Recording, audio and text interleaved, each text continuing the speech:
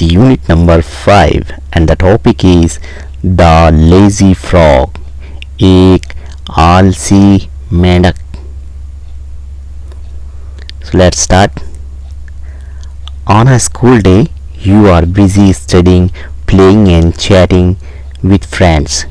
School के समय में, स्कूल के दिनों में आप अपने मित्रों के साथ व्यस्त रहते हो, पढ़ाई में, खेलने में और उनसे बात करने में.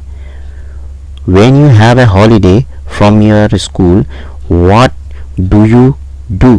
जब स्कूल से आपके लिए छुट्टी होती है तब आप क्या करते हो? Would you have behave a little like the frog in the following poem? क्या तुम वैसा व्यवहार करोगे या करते हो जैसा कि एक नीचे दी गई पोएम में एक मेंढक ने किया है? तो कैसे किया है इस पोएम में, हम इस पोएम के बारे में पढ़ेंगे और उस मेंढक के बारे में, पहले लेजी फ्रॉग के बारे में पढ़ेंगे कि उसने क्या किया है. ओके, सो ये फ्रॉग की मदर है. She is the mother of lazy frog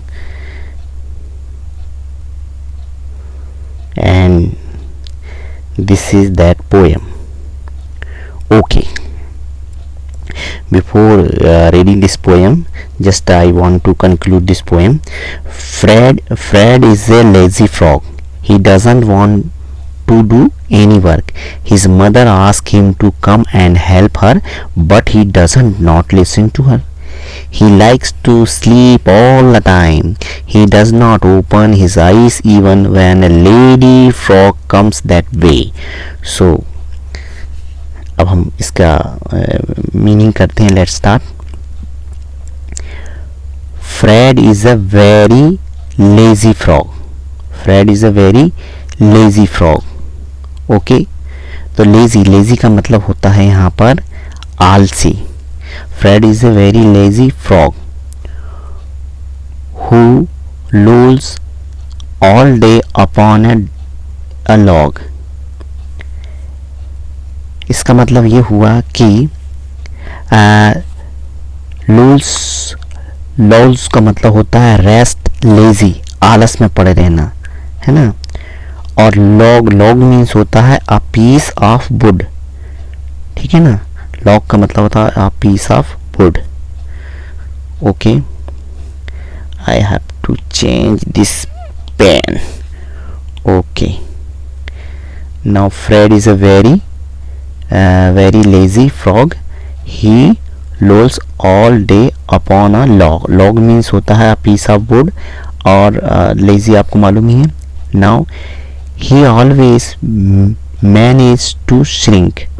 He always managed to shrink. तो पहला हमारा हो गया कि फ्रेड एक बहुत ही आलसी मेंढक है जो पूरा दिन एक लकड़ी की लट्ठे पर पड़ा रहता है. He who lolls all day upon a log, लकड़ी के लट्ठे पे पड़ा रहता है. He always manage to shrink, वह हमेशा काम से जी चुराने में सफल हो जाता है. Doing a single stroke of work, है ना, वो काम से जी चुराने में सफल हो जाता है. A single stroke of work, इसमें हो गया single stroke of work means होता है एक छोटा सा काम भी. इसमें होता है एक सिंगल स्ट्रोक काम पर का मतलब होता है छोटा सा काम भी. Now his poor old mother calls in vain. उसकी गरीब बेचारी माँ उसे पुकारती रहती है. His poor old mother calls in vain. In vain का मतलब होता है व्यर्थ, बेकार.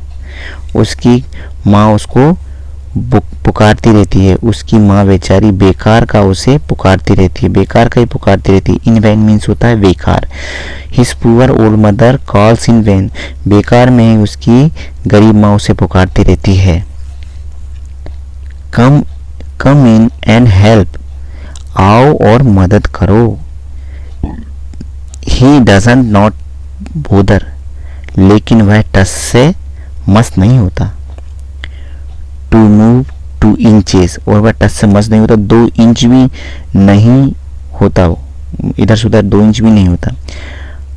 मच प्रेफरिंग मच प्रेफरिंग का मतलब होता है, प्रेफरिंग का मतलब होता है लाइकिंग मोर, ज़्यादा पसंद करना। आपको नीचे इसमें यहाँ पर दिया हुआ है preferring. Preferring, where is preferring, prefer, like something better, तो यहाँ पर दिया हुआ है। चलिए, to be extremely hard of hearing, to be extremely hard of hearing, तो इसका मतलब हो गया कि वह ऐसा दिखावा करता है जैसे बहरा हो।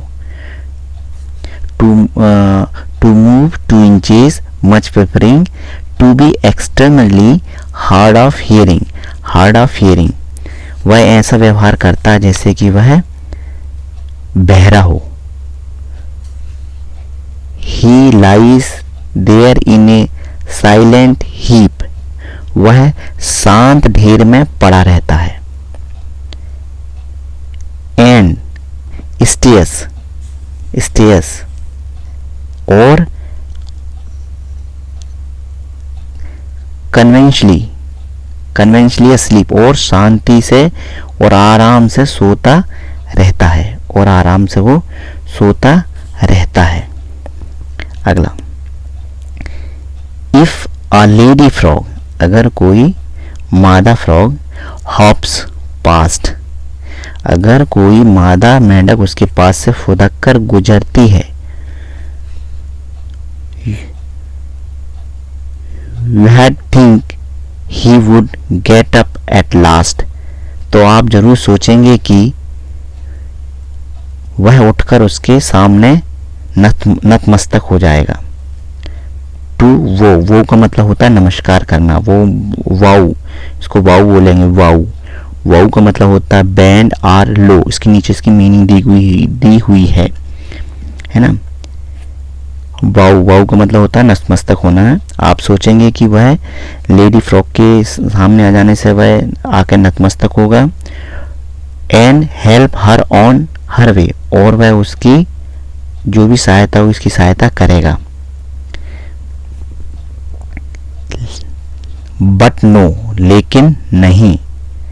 आई एम मतलब मुझे, अशेम्ड का मतलब होता है फेल्ट शेम, लज्जित महसूस होना, पर मुझे लज्जित महसूस होते हुए टू से यह कहना पड़ रहा है, पर मैं यह कहने में लज्जित महसूस करता हूँ कि that when a lady frog comes by he does not open up one eye, पर मैं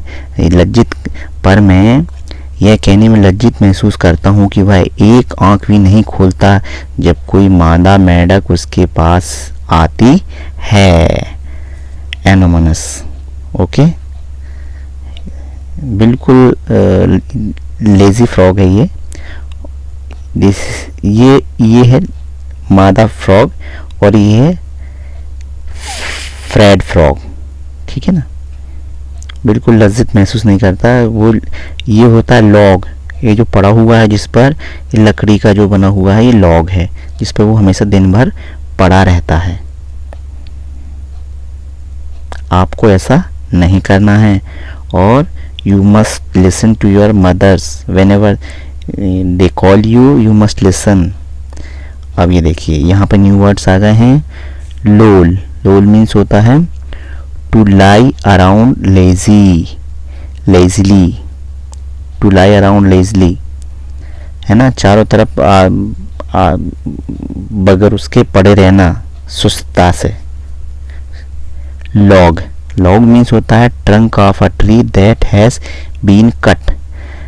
लॉग उसे बोलते हैं किसी पेड़ का ऐसा तना जो कि पेड़ से काट दिया गया हो।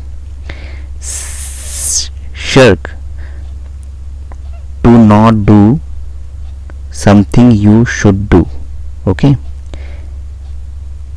इन vain, usually, prefer, like something better. Hard of hearing, deaf मतलब बहरे बने रहना। हार्ड ऑफ हियरिंग मतलब बहरे बने रहना, जैसे वो फ्रॉक को उसकी माँ बुलाती थी तो वो बहरा बना रहता था, हार्ड ऑफ हियरिंग करता था। बाउ होता है to bend your head to show respect, है ना, किसी के सामने अपने हाथ पाँव को जोड़कर उसके लिए आदर का भाव दिखाना। चलिए अब हमारा ये हो जाता है, यहाँ पे हम आ जाते हैं रीड एंड लेट्स रीड पे आ जाते हैं हम। तो इसमें देखते हैं अब क्या होता है।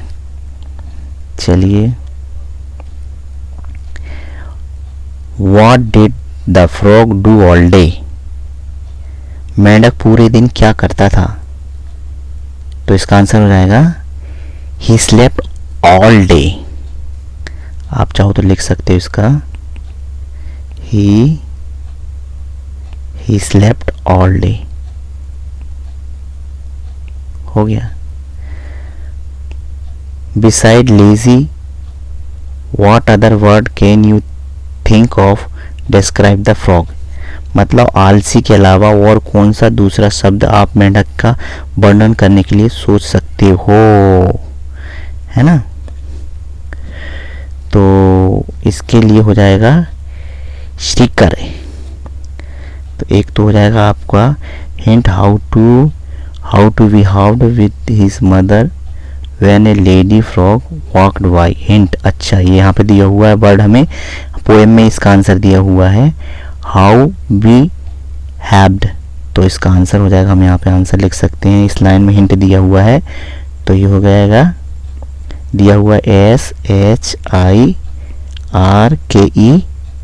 स्टिकर और impolite.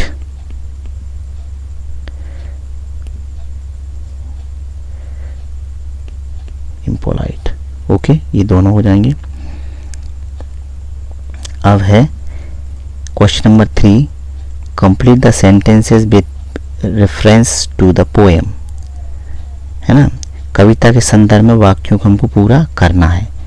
when the frog's mother called him he pretended to। जब उसकी माँ उसको बुलाती है तो क्या बन जाता है, वो कैसे बिहेव करता है? To be hard of hearing. तो टू लिख देंगे, to be hard of hearing, बहरा बन जाता है वो। Number 2, when a lady frog hops by he does not even. वो जब उसके सामने कोई लेडी फ्रॉग गुजर जाती है तो अपनी एक आंख भी नहीं खोलता है। तो क्या हो जाएगा?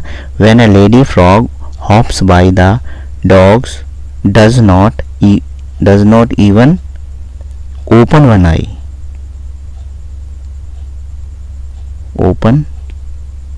open one eye. When a lady frog hops by, he does not even open one eye. Okay, complete. Did you like the frog's behavior? क्या तुमको फ्रॉग का बिहेवियर पसंद है? No, not at all. No, not at all. Answer हो जाएगा no, not at all. We, और आप लिख सकते हो और we do not like the frog's behaviour. Okay, let's write refer to the poem and understand. ठीक है, तो इसमें है आपका the frog love to laze and lie around all day. He did not like to do any work at all, है ना? ये इसका मीनिंग हो गया। तो हमको इसको फिर से लिखना है। Now make true sentences about your self. Right about the people you like, a game you play, a hobby, a habit you have. You may use the following clues. I love, तो इसका लिख सकते हैं, चलिए, I love people who are helping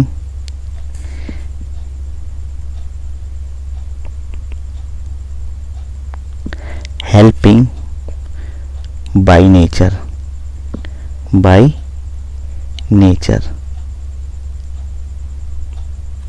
है ना? I love people who are helping by nature, मैं ऐसे लोगों को पसंद करता हूँ जिनकी आदत जो है ना दूसरों की सहायता करनी होती है। अगला है I like to play cricket, मैं क्रिकेट खेलना पसंद करता हूँ। I don't mind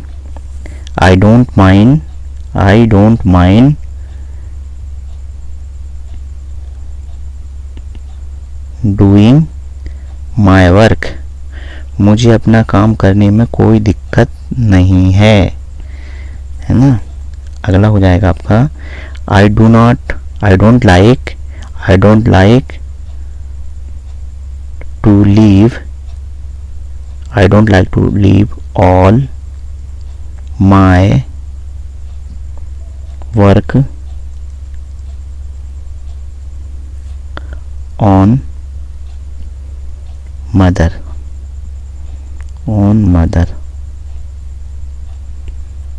I do not like to leave all my work on mother, मैं अपना पूरा काम जो है ना माँ पर नहीं छोड़ना चाहता, है ना।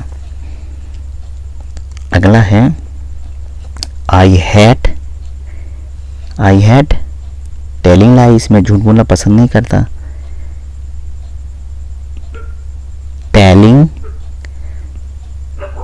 टेलिंग लाइज, मैं झूठ बोलना पसंद नहीं करता। चलिए ये कंप्लीट हो चुका है। अब हम चलते हैं से allowed, try and find out the same from your family members also. से allowed, add one more matching bird to each pair, one has been done for you, log frog dog. Now this is circ bark then zerk, zerk zerk, ben gen ran. Next, preferring, hearing, tearing.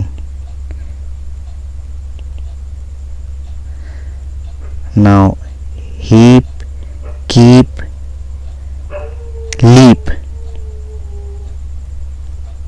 Next, past, last and cast.